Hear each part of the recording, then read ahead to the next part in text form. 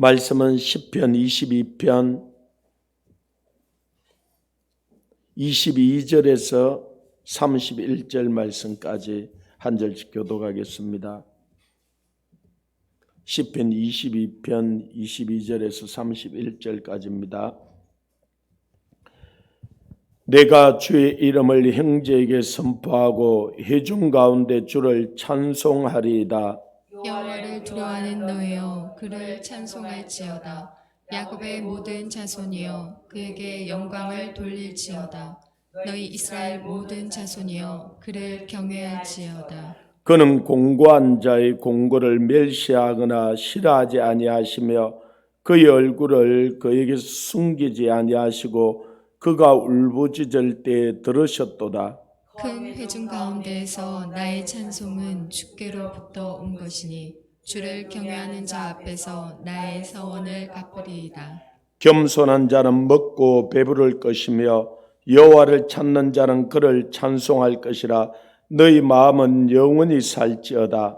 땅의 모든 끝이 여호와를 기억하고 돌아오며 모든 나라의 모든 족속이 주의 앞에 예배하리니 나라는 여호와의 것이요 여호와는 모든 나라의 주제심이로다. 세상의 모든 풍성한 자가 먹고 경배할 것이요 신도 속으로 내려가는 자 곧 자기 영혼을 살리지 못할 자도 다 그 앞에 절하리로다. 후손이 그를 섬길 것이요 대대의 주를 전할 것이며 와서 그의 공의를 태어날 백성에게 전하며 주께서 이를 행하셨다 할 것이로다. 아멘. 이 시편은 다윗이 썼는데 또 한편으로는 예수 그리스도의 그 고난을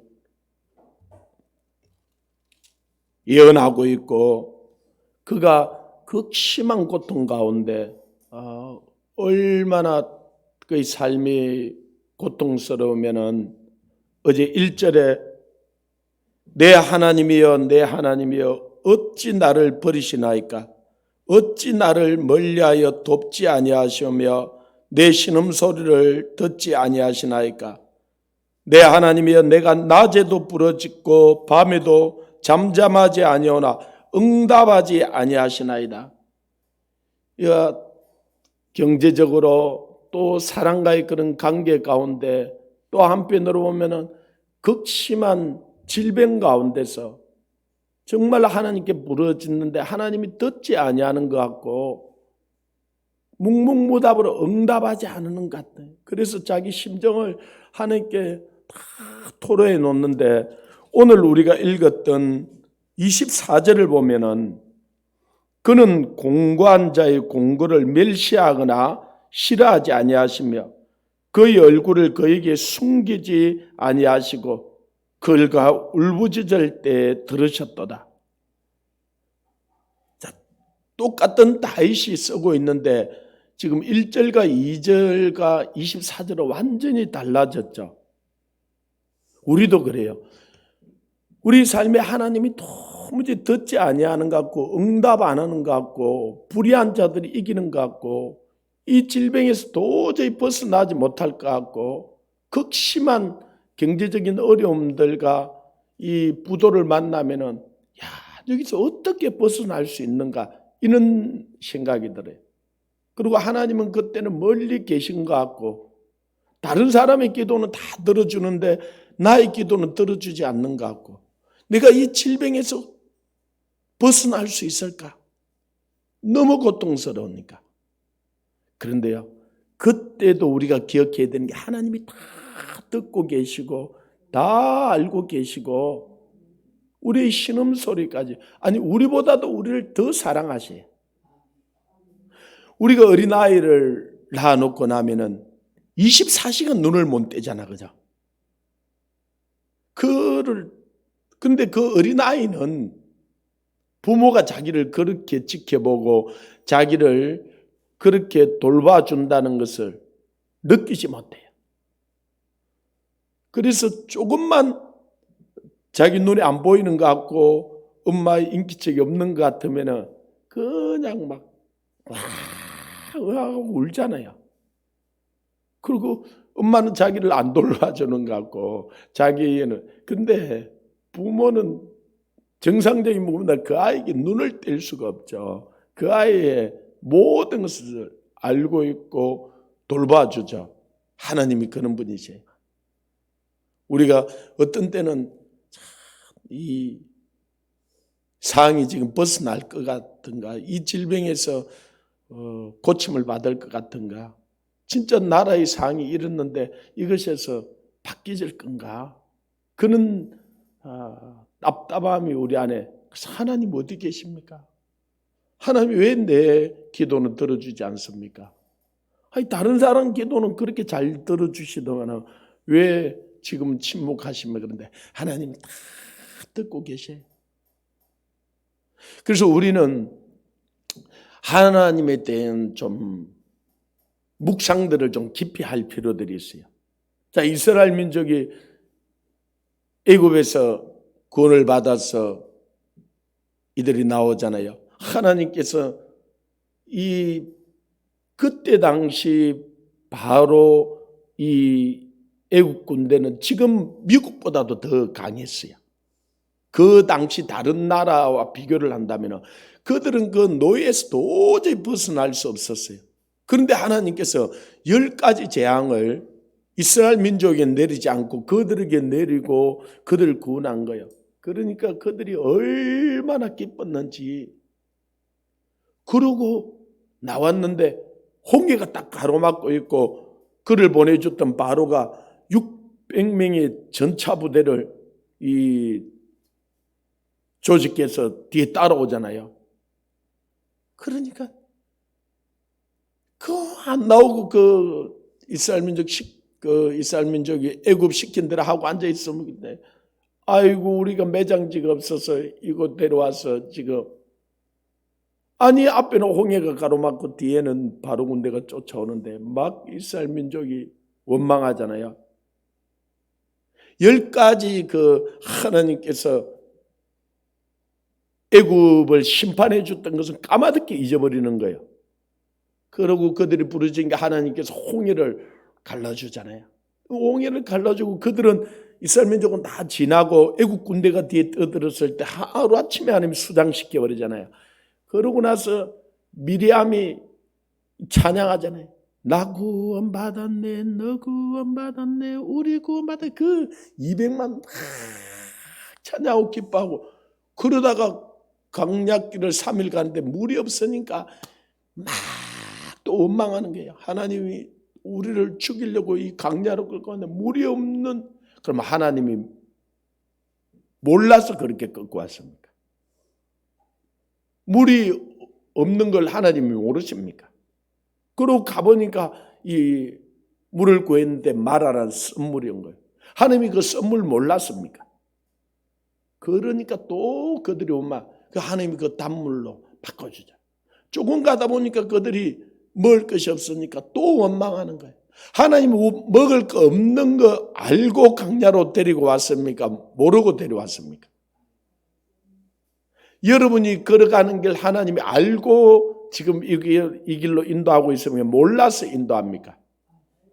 자, 마지막 때 이런 어려움과 환난이 일어나는데 사람들이 마지막 때 일어날 환난들을 보고 얼마나 두려워하고 무서워하고, 그래서 어디 안전한 나라로 도망가야 되겠다 이런 생각도 하고, 그 다음에는 어디 뭘 준비해야 되겠다 그러는데 세상에 안전한 나라는 아무것도 없어요. 하나님 아니고는. 그러면 하나님 마지막 때, 저도 요한계시록을 수백 번 읽었는데요. 읽으면 읽을수록 두려운 거예요. 그래서 어디를 도망을 가야 되겠는 거예요.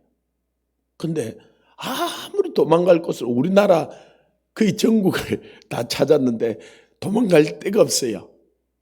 얼마 전에 어떤 단체는 인도네시아로 간다 그러면서 막 가고 난리가 났던 거 있잖아요. 그럼 인도네시아는 안전하냐? 그렇지 않아요.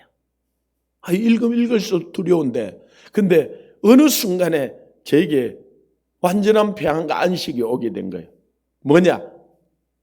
하나님 마지막 때 이런 환난이 올 걸 알아서 몰랐어요.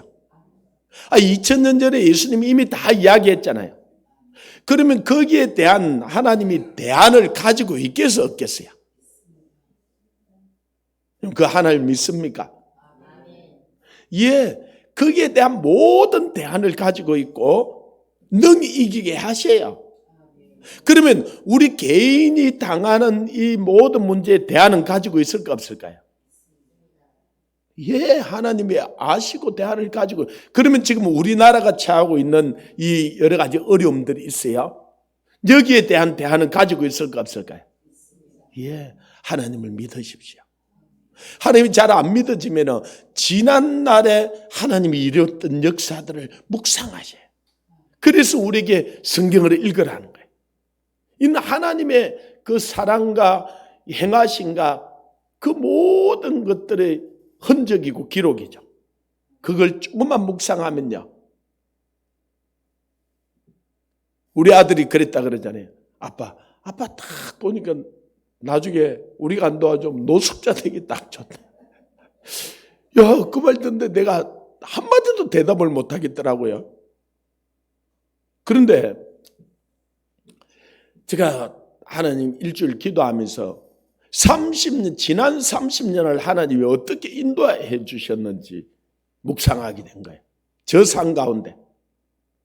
그때 하나님께서 뭐라 그러시냐. 이놈아, 내 지난 과거 집 쫓겨나서 오갈 데 없어 30년 동안 내가 너를 인도한 것처럼 앞으로 30년도 내가 너를 인도하고 책임질 거야. 아멘이죠. 저 지난 날들을 우리가 한번 생각해 보면요. 지금 막 어렵다 싶은데 그때도 어려웠어요. 우리나라가 지금 정말 어렵다 그러는데 일제 식민지 때 더 어려웠어요. 6.25 때는 더 어려웠어. 그죠? 그때도 하나님은 살아계셔서 우리를 인도하셨고 지금도 하나님께서 우리를 인도하실 거예요. 왜? 28절에 보면은 나라는 여호와의 것이요 여호와는 모든 나라의 주제심이로다. 이 나라는 하나님 것이에요. 이 백성도 하나님의 것이에요. 이 나라를 바르게 다스리라고 대통령에게 이 위정자들에게 하나님께서 건세를 위임해 줬더만은 하나님은 두려워하지 아니하고 하나님은 잊어버리고 자기들 마음대로 자기들 뜻대로 도둑질하고 속이고 불의를 행하는데 하나님 반드시 심판하셔요. 왜? 나라는 하나님의 것이기 때문에 하나님이 주인이시기 때문에 그 주인의 뜻을 거스리고 주인의 것을 자기 마음대로 하면 쇠마하는 날이 반드시 오는데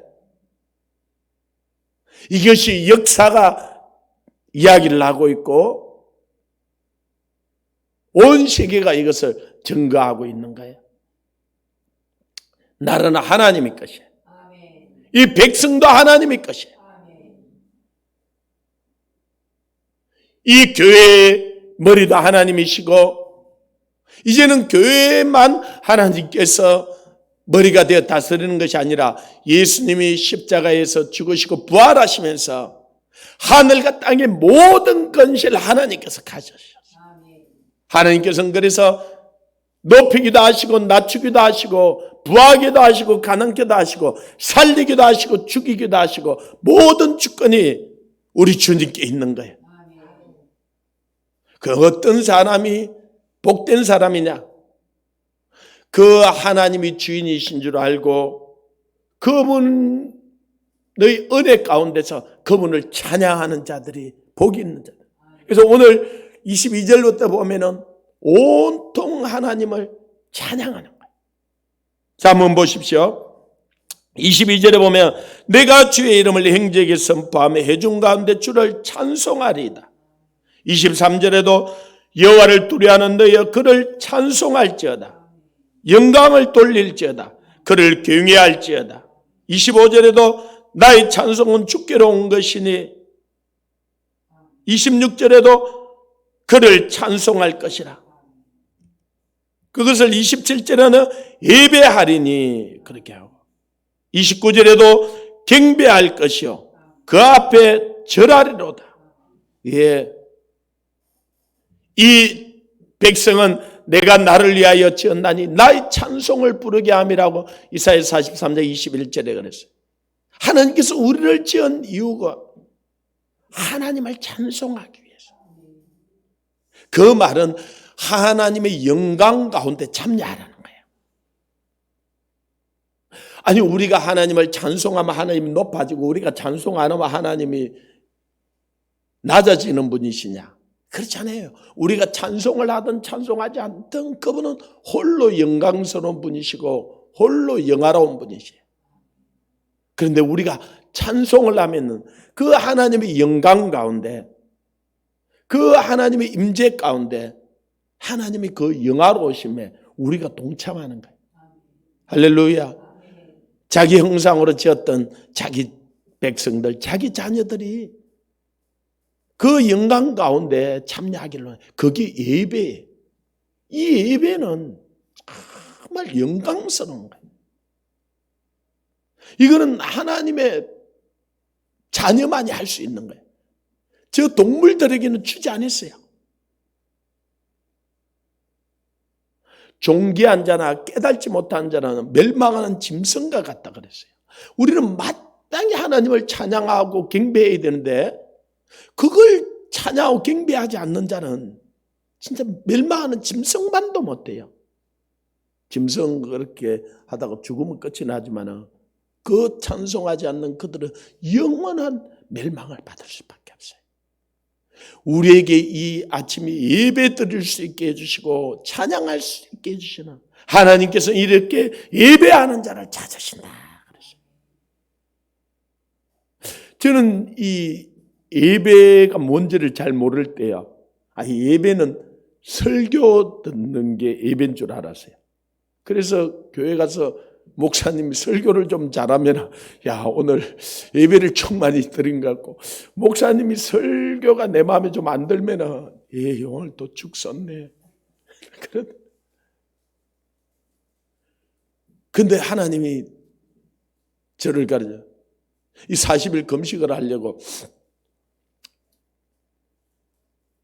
짐을 싸가지고 저 김해 무척산이라고 있어요. 1시간 동안 걸어 올라가 있는데 거기 책을 싸가지고 금식을 하러 갔어요. 그런데 그 기도원은 이 6.25 때 한 권사님이 피난을 가가지고 그게 원래 절이었어요. 절 옆에서 피난을 가서 기도한 거예요. 이분이 얼마나 기도한데 하나님이 은혜를 주시고 능력을 주었던지 그 절을 기도원으로 바꿔버렸어요. 할렐루야. 그리고 이분이 살아있을 때 23번을 40일 금식 기도를 했대요. 30일, 20일은 뛰어다니면서 하고 밥 다 해주면서 했대요. 와, 하나님이 능력이 임해서 그런 거죠. 그래서 그 기도원에 얼마나 많은 사람들이 찾아왔는지 몰라요. 근데 제가 갔을 때는 그분은 돌아가셨고 그분의 따님이 기동 원장님을 하고 계셨는데 새벽 기도 때 설교를 하러 안 나오세요. 그러고는 어떤 집사님이 설교를 하는데 그때 전 전도사였는데 설교를 엉망으로 하는 거예요. 내가 믿은 지 얼마 안 된 전도사 제가 쳐다봐도 그거는 설교가 아니라 그래서 하루 가고 이틀 가고 3일 간데 막 화가 나는 거예요. 그래서 5일째 우리 친구 보고 너 예배 드리러 가든지 나는 안 간다 그랬어요. 난 나 혼자 아침에 큐티할 거다. 그래서 그 예배 드리러 안 가고 아침에 저 혼자 앉아 말씀을 보다가 겨울이었는데 방이 따뜻하잖아요. 조금 성경 읽고 조금 그러다가 엎드려 잔 거예요. 잠이 오니까. 자는데 갑작스럽게 배가 아픈데요. 송곳을 가지고 배를 찔러가지고 막 하는 건 너무 아파요. 그래 저도 그때도 조금 상식은 있는데 한 5일쯤 굶었기 때문에 먹은 게 없기 때문에 배가 그렇게 딱 배를 뭐 이상하냐 아플 이유가 없어요. 너무 아픈 거예요. 그래서 배를 옮겨갖고 하나님 배 좀 안 아프게 해주시면 내가 또 무슨 말씀을 하든지 내가 배 좀 안 아프게 해달라 막 그러는데 내 마음에 성강처럼 들리는 소리 요한복음 4장 23절 그러시는 거예요. 근데 지금은 그 말씀이 뭔 말씀인지 외우는데요. 그때는 뭐 원하죠. 그래서 한 손으로 배를 옮겨주고 한편으로는 이 성경을 읽은 거예요. 찾아보니까 하나님은 자기에게 예배하는 자를 찾으시나니 예배하는 자는 영과 진리로 예배할지니라. 그 말씀 읽는데 두 번째 하나님 음성. 너 예배 드리러 갔니? 설교 드리러 갔니? 자, 제가 예배 드리러 갔어요. 그렇지 않으면 설교 들으러 갔어요. 왜 지금 안 갔어요? 그 집사님이 설교 못한다고. 설교 듣는 게 예배가 아니라는 거예요. 예배는 하나님을 만나는 것이고 하나님을 찬송하는 것이고 하나님 앞에 엎드려 하나님을 경배하는 거지. 예배는 단순히 설교 듣는 거지. 그 예배 전체의 설교는 한 부분이에요. 그런데 오늘날 많은 사람들이 예배를 설교 듣는 거예요. 그러나 뭐 예배들 안 가도 유튜브에 설교 많이 뜨잖아요. 설교 한 편 들으면은 예배한 것처럼 생각해. 아니에요. 예배는 하나님을 만나는 것이고 하나님을 경배하는 그 앞에 꿇어엎드려서 그 음성을 듣는 것이지 설교 듣는 거지. 하나님 잘못했어요. 다음부터 제가 절대로 예배를 그렇게 안 할 때. 그러고 나니까 거짓말처럼 배가 낫는 거야. 그러니까 제가 30년이 거의 지났는데 잊어버릴 수가 없죠. 예배라는 것을 하나님이 제 머릿속에 그냥 각 찍어서 가르치는 것처럼 가르치는 거예요. 이 하나님께서 예배하는 자를 찾으시는 거예요. 그래서 오늘 27절에도 보십시오. 땅의 모든 끝이 여호와를 기억하고 돌아오며 모든 나라의 모든 족속이 주의 앞에 뭐 할지니?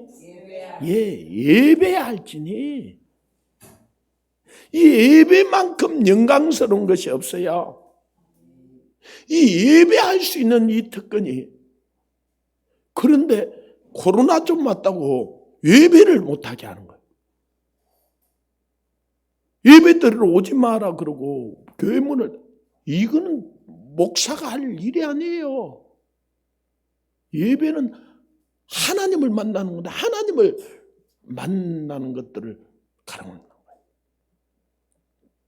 이는 생명을 걸고 예배만큼 영광스러운 게 없는 거예요.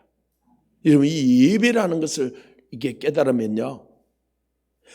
내 인생에 한 가지만 선택할 수 있다면 이 예배를 선택하는 거예요.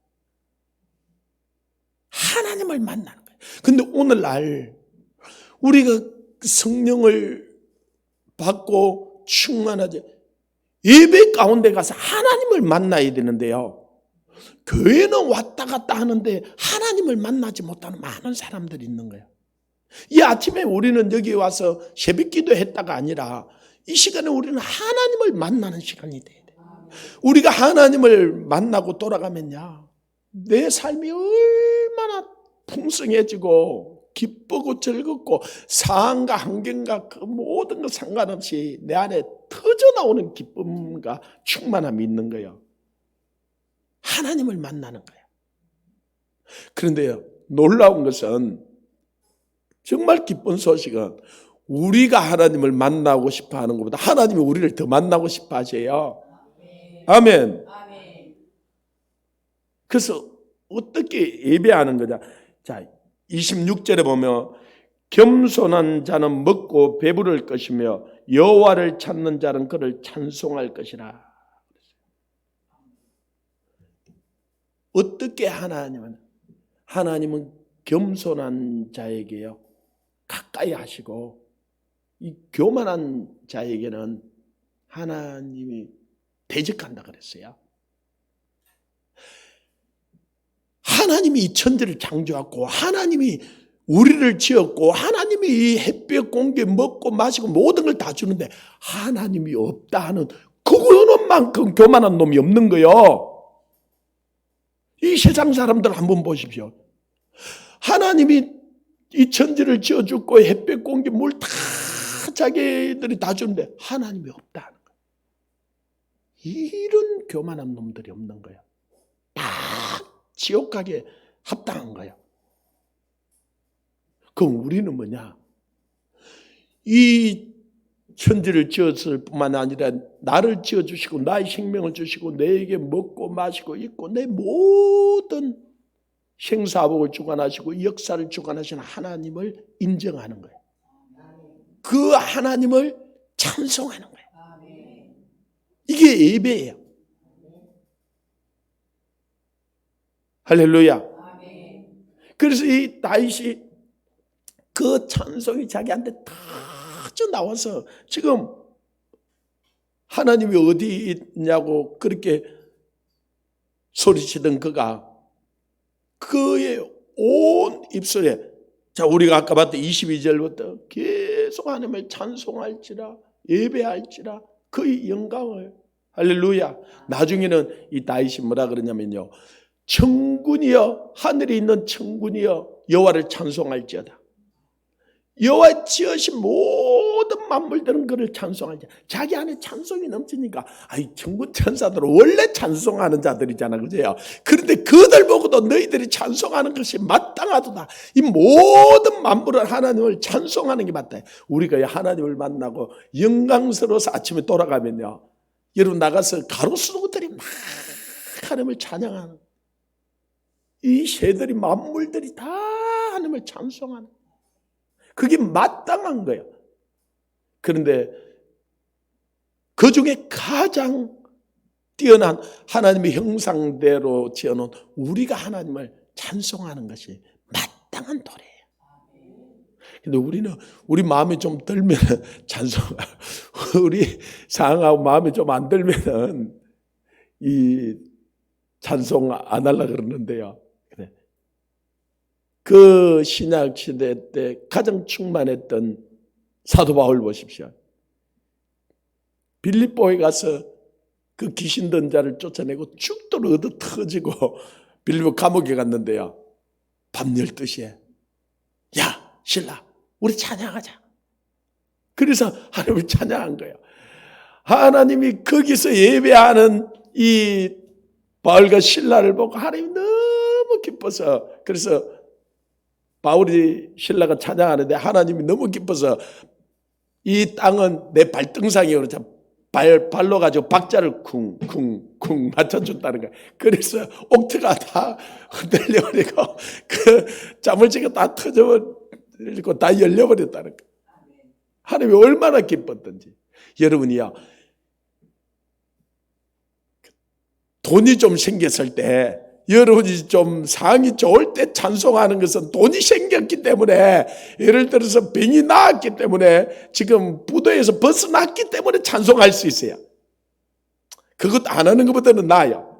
그러나요 여러분이 정말로 찬양은요 부도를 만났을 때 내가 가장 큰 질병 가운데 갔을 때 극심한 고통 가운데 갔을 때 찬양이 진짜예요. 그거는 상황 때문에 환경 때문에 하는 것이 아니라 하나님 때문에 하는 거예요. 그는 찬송이 저 여러분에게 터져 나오기를 주님으로 축원합니다. 지금 모든 상황이 좋아져서가 아니라 모든 것이 내 마음의 소원대로 이루어져서가 아니라 가장 지금 내가 사망의 엄침한 골짜기를 지나가는 그때도 주께서 나와 함께 한다 그랬어요. 주의 지팡이 막대기 나니 안위해 준다 그랬어요. 그 하나님을 찬송하는 거예요. 이 찬송은 우리가 마땅히 해야 할 바예요. 이게 우리 예배예요. 그래서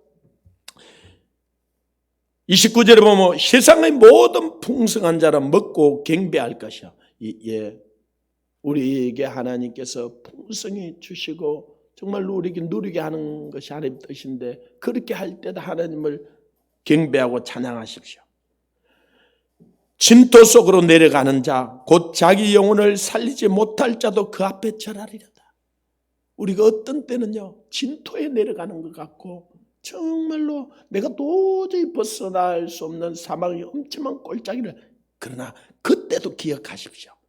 주님이 함께 하시면, 주님은 우리가 좋을 때만 함께 하는 것이 아니에요. 우리가 가장 극심한 고통과 어려울 때도 주님은 함께 하셔요. 그 하나님을 항상 찬양하는 것이 저와 여러분의 입에 있고, 정말 우리가 예배 드릴 때마다 정말 하나님을 깊이 만나는, 그래서 기도할 때요 어떻게 하냐, 하나님의 그 깊은 임재가 내 마음에 넘칠 때까지 기도하는 거예요. 할렐루야. 이 성막뜰에 와서 좀 뛰놀다가 가는 게 아니라 성소에 들어가서 떡상인 거 떡도 먹고, 그 성령의 인도함 조명함 그 촛대의 그 불빛으로 내가 인도함을 받고, 그 향연이 가득하게 분향단에서 올라가면요 하나님께서 매일 우리의 기도를 금쟁반의 천사들이 향연으로 가져오는 것을 들으신다 그랬어요. 우리 기도하는 첫날에 하나님께서 우리 기도를 다 응답해 주셔요. 근데 이 원수 마귀가 너무나 셈이 나서 가로막을 뿐이죠. 원래 자기가 찬양하던 자였잖아, 그죠? 그걸 우리가 찬양을 하고 있어요. 얼마나 시샘이 나겠어요.